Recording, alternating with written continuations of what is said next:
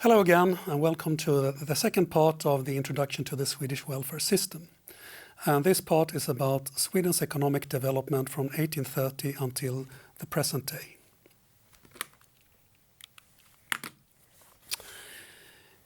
In 1830, Sweden was a poor country, rural and on the outskirts of Europe. Also traumatized after losing the eastern part of the kingdom to Russia in the war 1808-1809. But it was the beginning of a period of peace and a rapid population growth. In spite of the fact that we had a massive emigration, the population increased from 2.4 million in 1815 to 5.1 million in 1900. And that was due to the fact that we introduced new methods and reformed in the agriculture. And if we're going to see the concept, the basics of the fundamentals in the successes of Swedish economic development, it comes down to four things: forest, iron, entrepreneurs, and hydropower. In the mid-1800s, we started exploring the forests of Sweden and transporting the timber to the world market. We call the forests Sweden's green gold. In the late 1800s, we could also start exploring the iron ore in northern Sweden, which is very rich on phosphorus. So it hadn't been profitable, but also again, thanks to new methods, it became profitable. We had a group of skilled entrepreneurs, I will mention them in a minute, and also we could start building hydro power dams in our many rivers to sort of give power to the industry. We also borrowed in foreign experts in the beginning of the century, mainly from Britain, which was the leading industrial nation at the time, and at the end of the century, mainly from Germany, which had overtaken the role from Britain then.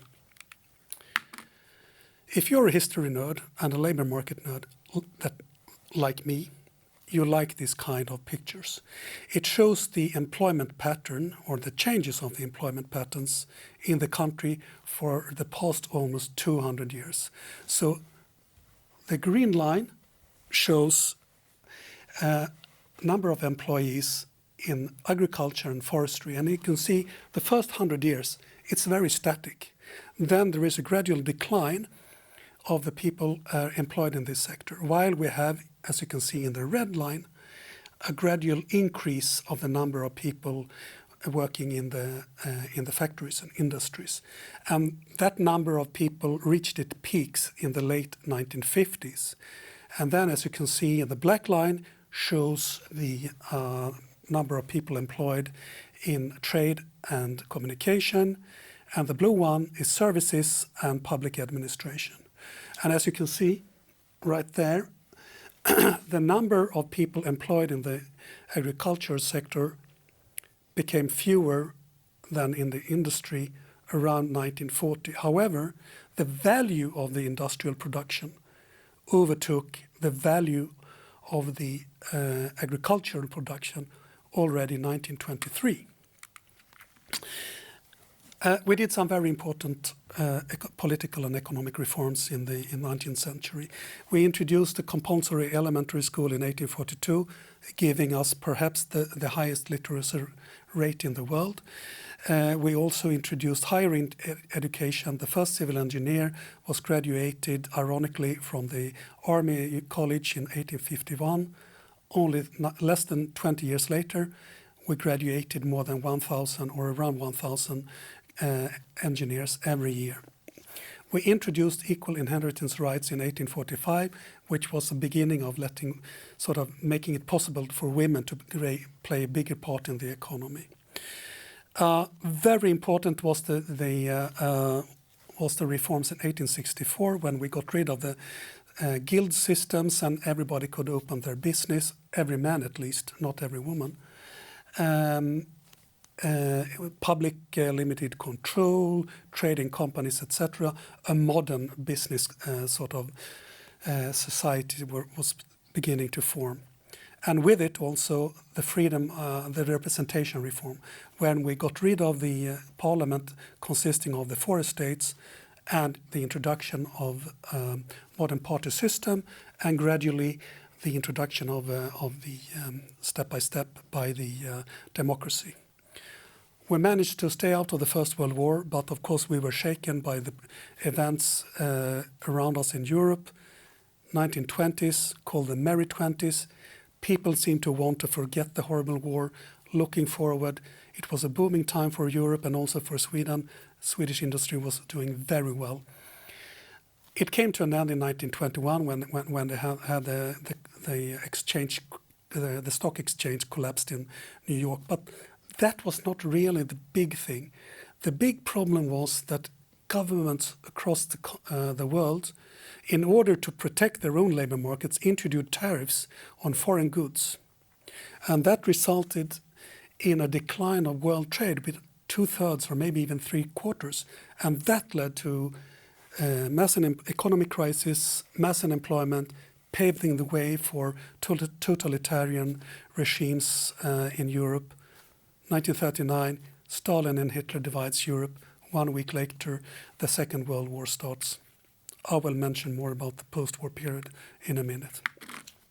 The entrepreneurs, we call them genius industries. And some of them you probably recognize. ASEA is presently merged with a Swiss company. It's called Astrea Brown Boveri. It's electronics, nuclear power, SKF, ball bearings. Volvo is a car, as you probably know, and a truck. Nobel, dynamite, but it's also chemistry and defense equipment today. Ericsson, telephone company, still an important player in the world. Alfa Laval, a genius who invented a milk separator, milk coming out one way, cream the other. AGA was founded by a Swedish Nobel laureate who invented a lighthouse which started when the sun set and was closed when the sun rise again. This gave us a cluster, industrial cluster, which was profitable for everyone. And it also led to domestic competition in the country. These entrepreneurs they knew that Sweden was a small country. If they want to be successful, they need to have an international orientation. And we have a free trade tradition in our country since the 19th century. Banks and finance also developed during this period. Well-capitalized banks helped the industries to grow. Another trademark in our country, I would say, is the public-private cooperation.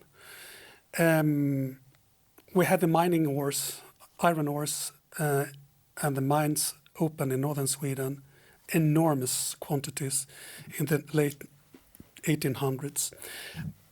That was done in cooperation between the government and a private company. LKAB is state-owned, and the private one was called Grängesberg. So the private one contributed with their expertise, and thanks to that, they could run the mine for the next 50 years, and then it went back to the government. Hydropower, thanks to one of the entrepreneurs and innovator, we could build the hydropower plants with state funds and transport the high voltage for a long distance, which is crucial in our country, which is quite big. Government also invested in railways, other kind of infrastructure. Nuclear power later on was a good example, cooperation with ASEA and the government. Telecom, when Ericsson started his telephone business, the government invested a lot in building telephone lines, and in the year 1900, Stockholm had more telephones than London or Paris, in spite of the fact that they had 10 times as many inhabitants as Stockholm. Also military production, of course, where Nobel is active, is a state business. State concerns is very small, neutral countries. I think there are many advantages of being a big country. You have a big domestic market, and you can bully small countries if you like to. But there are also advantages of being a small country. Like it's an everybody knows everybody feeling. It's easy for government, parliament and business to meet and discuss and find common solutions which are good for everybody, for the whole country. And this builds a sort of atmosphere of trust, or it builds trust in society. And I think also everybody realizes that it's good to have a society that is socially coherent. Everybody gained from this. When we speak about the Swedish model, it's often mentioned as a generous concept for a generous welfare state in general. In the beginning, however, it was only due to the fact that we had solved the issues on the labor market in a special way. In 1938, representatives from the trade unions and the employer organizations met in a small place outside Stockholm called Saltsjöbaden, signed an agreement saying we will take care of wage negotiations, industrial actions, etc., without the government interfering us. So it gave us from an early start a very bipartisan social dialogue. And